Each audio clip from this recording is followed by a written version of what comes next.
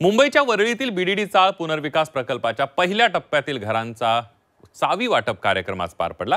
या कार्यक्रमाला स्थानिक आमदार आदित्य ठाकरेंच्या नावाचा उल्लेख जो आहे तो निमंत्रण पत्रिकेमध्ये होता खरा, मात्र या कार्यक्रमाच्या रूपरेषेत आदित्य ठाकरेंच्या भाषणाचा उल्लेख नव्हता आणि त्यामुळे आदित्य ठाकरेंनी या कार्यक्रमाकडे पाठ फिरवले आणि त्यामुळे या चावी वाटपाच्या कार्यक्रमाच्या मानापमान नाट्याची चर्चा सुरू झाली आहे।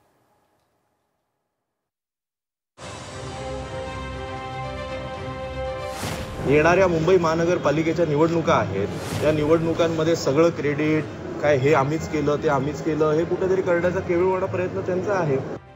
आदित्यजींना पण देखील भाषण करायचं जर संधी जर लोकप्रतिनिधी स्थानिक जर या नात्याने मिळाली असती तर मला वाटते ते देखील या कार्यक्रमाला आले असतील। आम्हाला संधी द्यायला पाहिजे होती, आमचंही म्हणणं कुठेतरी किंवा आमच्याकडूनही शुभेच्छा लोकांना या माध्यमातून जायला पाहिजे होत्या।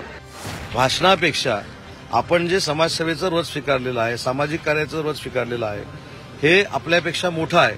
लोकांचा विकास हा आपल्या भाषणापेक्षा मोठा आहे। आमदाराला भाषण द्यायलाच पाहिजे असं काही लिहिलेलं नाहीये। त्यांचे स्वतःचे वडील आता मुख्यमंत्री राहिलेले नाही आहेत, म्हणून थोडी स्वप्नातून बाहेर यावं।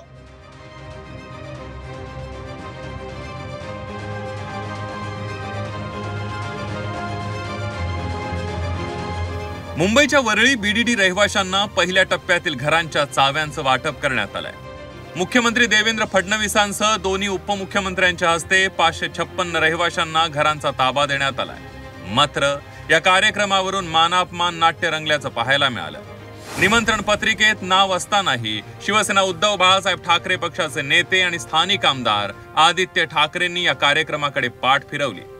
निमंत्रण पत्रिकेत नाव असलं तरी कार्यक्रमाच्या रूपरेषेत आदित्य ठाकरेंच्या भाषणाचा उल्लेख नव्हता आणि तिथेच माशी शिंकल्याची चर्चा सुरू झाली आहे। कार्यक्रमाच्या रूपरेषेत फक्त मुख्यमंत्री आणि उपमुख्यमंत्र्यांसह सत्ताधारी नेत्यांच्या भाषणाचा उल्लेख होता आणि त्यामुळे या कार्यक्रमाला आदित्य ठाकरे गैरहजर राहिल्याचं बोललं जात आहे। आदित्य ठाकरे स्थानिक आमदार आहेत, त्यांना बोलायची संधी द्यायला हवी होती अशी प्रतिक्रिया ठाकरेंच्या आमदारांनी व्यक्त केली आहे। तर बीएमसी निवडणुकीच्या तोंडावर श्रेय लाटण्यासाठी सत्ताधाऱ्यांची खेळी सुरू असल्याची टीका आमदार वरुण सरदेसाई यांनी केली आहे। कार्यक्रम चांगला म्हणून आलो, पण एक गोष्ट आहे की आदित्यजींना पण देखील भाषण करायचं जर संधी जर लोकप्रतिनिधी स्थानिक जर या नात्याने मिळाली असती तर मला वाटते ते देखील या कार्यक्रमाला आले असतील। ते का आले नाही मी त्याच्याबद्दल बोलणं इच्छित नाही, त्यांचे प्रतिनिधी आम्हाला दिली असती तरी देखील झालं असेल, काय हरकत नाही। पण बघूया आता ज्यावेळी नायगावचा कार्यक्रम होईल त्यावेळी तिकडे त्या कार्यक्रमामध्ये त्यांची भूमिका काय राहणार आहेत, तर या सर्व गोष्टी आहेत। उद्घाटनाच्या वेळेला माननीय मुख्यमंत्री फडणवीस साहेब होते, मी सुद्धा त्यावेळेला होतो, त्याच्यामुळे कुठेतरी आमच्यावरती या बाबतीत आम्हाला संधी द्यायला पाहिजे होती, आमचंही म्हणणं कुठेतरी किंवा आमच्याकडूनही शुभेच्छा लोकांना या माध्यमातून जायला पाहिजे होत्या। परंतु शेवटी शासन आहे, शासनाचे प्रोटोकॉल असतील आणि त्या प्रोटोकॉलमध्ये कदाचित ह्या गोष्टी बसल्या नसतील, हे एक आम्ही आमचं समाधान करून घेतोय। विरोधी पक्षात म्हणून आमचं नाव नाहीये। येणाऱ्या मुंबई महानगरपालिकेच्या निवडणुका आहेत। या निवडणुकांमध्ये सगळं क्रेडिट काय हे आम्हीच केलं ते आम्हीच केलं हे कुठेतरी करण्याचा केवळवाडा प्रयत्न त्यांचा आहे। प्रत्येक वेळी भाषण महत्त्वाचं नसतं, लोकांची कामं आणि विकास महत्त्वाचा असतो असं म्हणत उद्योग मंत्री उदय सामंत यांनी आदित्य ठाकरेंवर निशाणा साधला।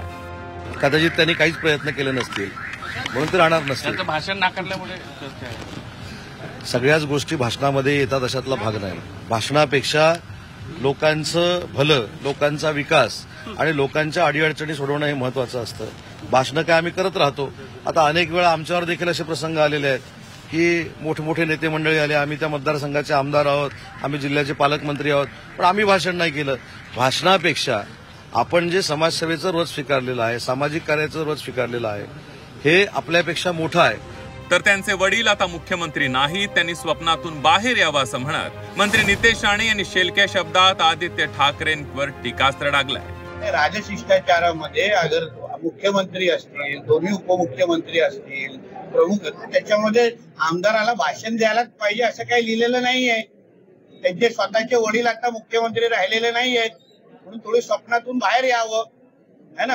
आणि बीडीडी चाळच्या लोकांसाठी जे त्यांनी कधीही केलं नाही मंत्री असताना आणि स्वतःचे वडील मुख्यमंत्री असताना, त्याच्यापेक्षाही जास्त काम आमचे मुख्यमंत्री करतील, आमचे एकनाथ शिंदे साहेब करतील आणि अजितदादा करतील। म्हणून ह्यांनी असंच शेंबड्यासारखं रडत राहावं, काय हरकत नाही.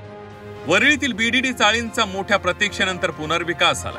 या चावी वाटपातील कार्यक्रमात भाषण करण्यावरून मानापमान नाट्य रंगल्याचं पाहायला मिळालं. आगामी बीएमसी निवडणुकीच्या तोंडावर एवढ्या मोठ्या प्रकल्पाचं श्रेय घेण्यावरूनच हे नाट्य रंगलंय हे सांगायला कुण्या ज्योतिषाची गरज नाहीये. ब्युरो रिपोर्ट, झी 24 तास, मुंबई.